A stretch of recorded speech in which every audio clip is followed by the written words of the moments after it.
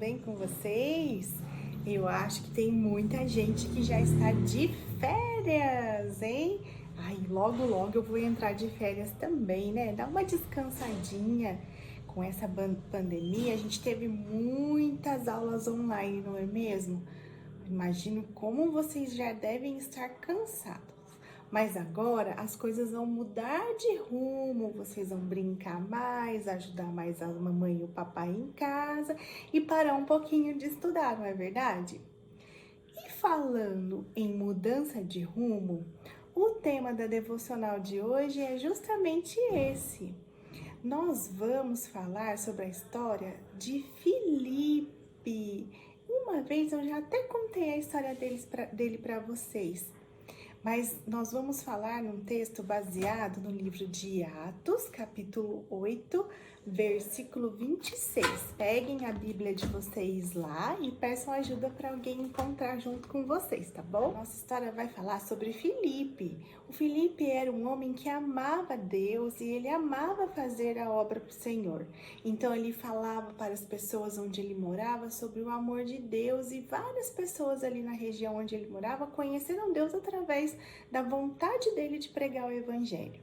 Mas um dia, um anjo do Senhor apareceu para o Filipe e disse para ele que ele precisava ir lá para as terras do sul. Mas o Filipe não entendeu muito bem, porque lá naquelas terras, além de ser longe, era uma terra que era deserta e não tinha nenhum povoado. Então Filipe entendeu que, ainda que na cabecinha dele não fazia sentido, ele tinha que obedecer ao Senhor e ele foi então para aquelas terras. E no meio do caminho nessa longa viagem, Filipe encontrou um homem etíope que estava passando com a sua cavalaria.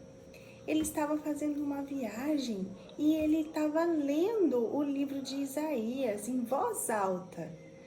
E então Filipe chegou nele e perguntou se ele estava entendendo o que ele estava lendo. E ele falou: não, como que eu vou entender se ninguém me explicar? Então Filipe sentou do lado dele com muita paciência e explicou quanto Deus ama aquele homem, quanto Deus ama a vida dele, quanto Deus ama todos nós. Ensinou para ele sobre o amor do Senhor. E aquele homem ficou encantado como Deus é bom, como Deus é amoroso. E então, no mesmo momento, ele pediu para que o Filipe pudesse abençoar a vida dele, batizando ele em nome do Espírito Santo de Deus. E aí, eles, no meio do deserto, pararam em frente a um lugar que tinha água. E naquele lugar, Filipe já desceu com o etíope, batizou ele em nome de Deus, e aquele homem ficou maravilhado com a obra do Senhor. Filipe voltou caminhando para as terras dele em busca de novos povos para ele levar a palavra de Deus. E o etíope ficou encantado com o amor de Deus e quis ir embora, voltar e levar, ensinar as pessoas sobre quem Deus verdadeiramente é. Falar sobre o evangelho. Olha só, crianças, Filipe não esperava que Deus fosse mandar ele para aquele lugar, não é mesmo?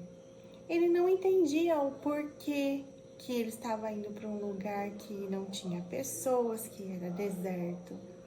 Mas Deus já sabia. Então, olha como as coisas foram mudando de rumo. Na verdade, o caminho que o Filipe nem imaginaria fazer era o caminho certo, porque era o caminho que Deus preparou para ele. Deus tinha grandes obras para o Filipe realizar naquele caminho, encontrando aquelas pessoas.